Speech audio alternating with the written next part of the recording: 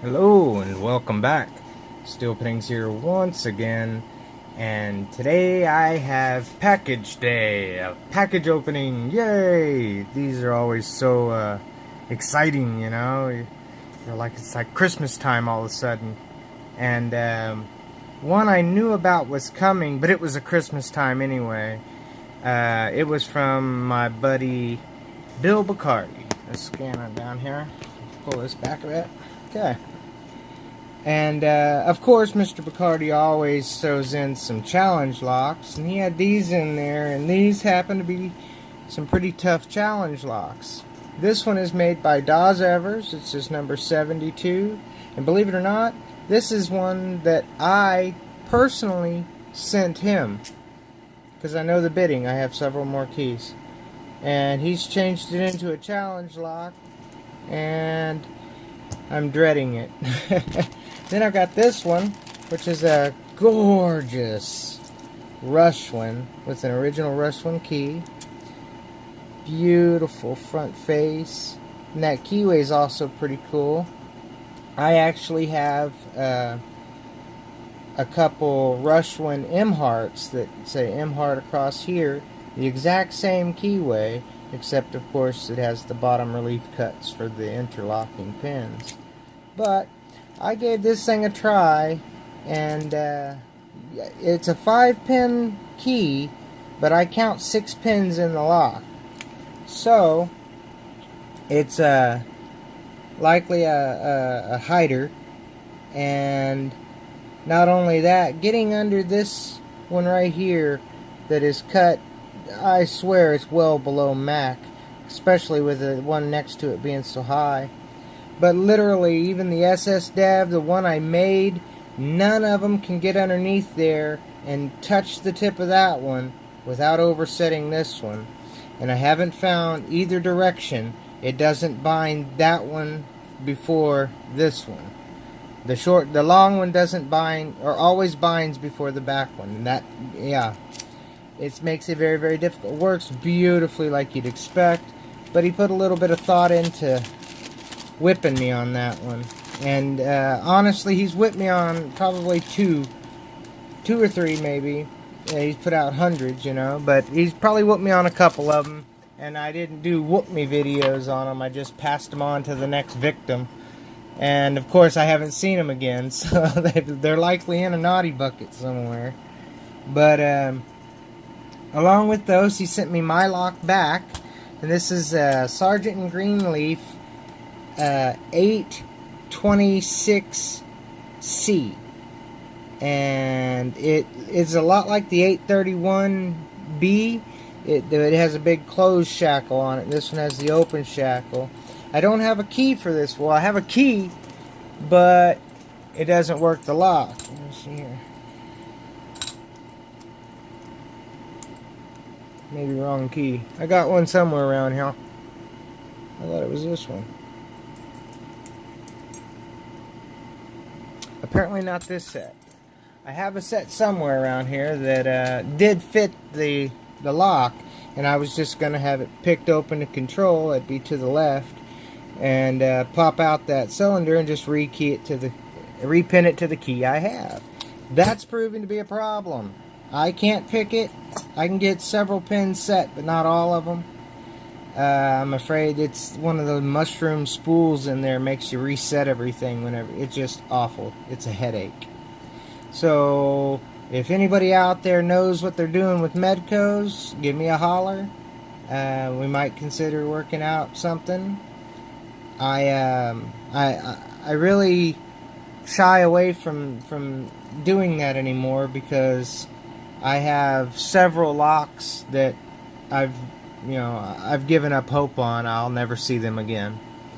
And they were sent out to prominent members. I won't strike names, but they were sent out to a prominent member who has since stopped uploading, stopped responding to emails and everything. So that's fine. He wants to retire and all, but he doesn't need to, keep $100 locks. So, nonetheless, Mr. Bill, who gave this one his hardest and said he just couldn't get it to control. So I'll keep trying on it. one day I'll either get it or I'll drill that sumbitch out. Now, he had come across this beauty here, and it's an American 600, and it's so pretty. And the core was so gummed up on it that he couldn't get it open. So he was just going to yak the shackle and be done with it. But he drilled it out because he remembered me saying I had replacement cores for it. And I do, but this is the kind that takes the snap-in piece. So I'll have to modify a pin under a spring here so that it can snap into place and work the lock. But it's either that or figure out a way to make where you can, screw it down in there. Nonetheless, take me a little bit of ingenuity, but yeah, I got a replacement, no problem.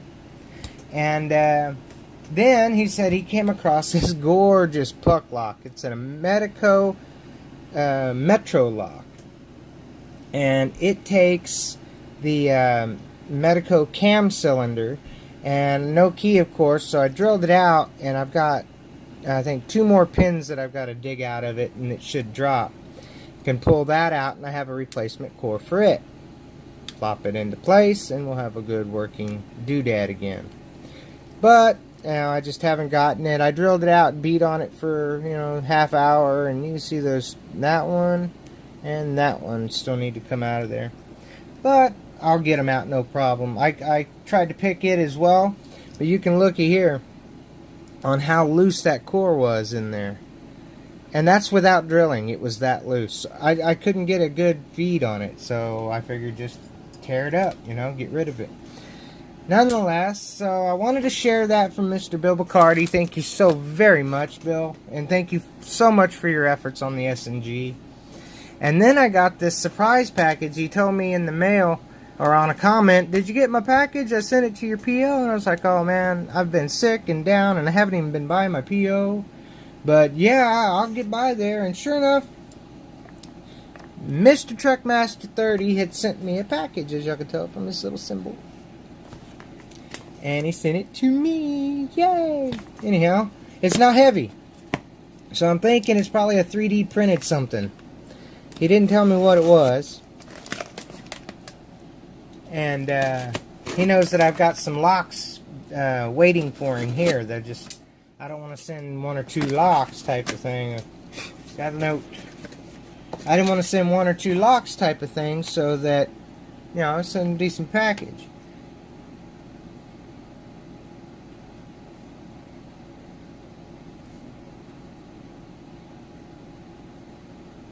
Oh, awesome. This is the first holder to come off his printer to hold, he took an idea that I had thrown out there. That's awesome. Awesome. Let's check it out, right?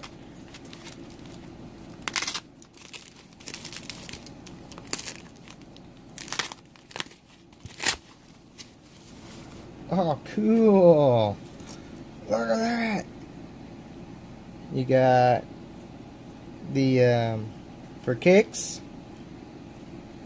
and I'm betting this one for euros. Yep, check that out. Awesome. And it'll fit up inside just right. That's so cool. And it'll go on either side. Awesome, man. It's got some lugs in there to keep it in place. Awesome sauce. Mr. Keys had given me one similar to this, not quite exactly, and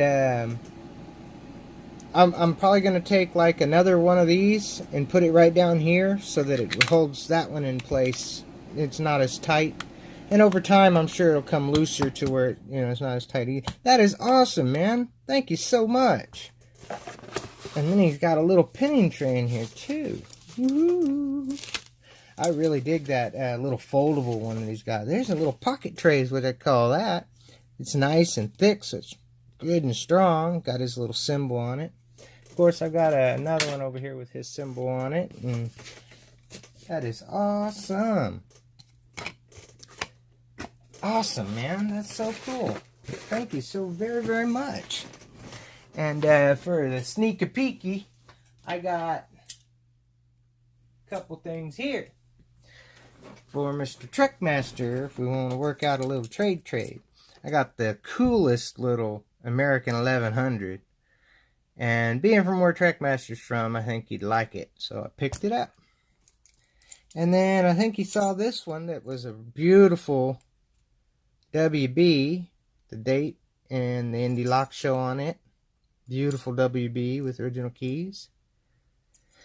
And then, believe it or not, at a garage sale here in Central Texas, I saw this one. And as you can tell, it's a little more used and beat up a little. At a garage sale in Texas for the 2005, 2007, and 2010. So it's like a little generational thing. 5, 7, and 10. I've got another one as a U.S. lock show I was going to keep for myself, but let me know. I know you're interested in at least one. Let me know if you're interested in all of them, and we can work something out. That is so cool. Awesome, man. I'm so happy. These locks. Alright, I'll sign off with that. Y'all please stay safe and always stay legit. If you like this video and like what I do here, hit that like button. It always helps. And if you're new to the channel, hit the subscribe button and mash that bell. And as always, until we meet again, peace.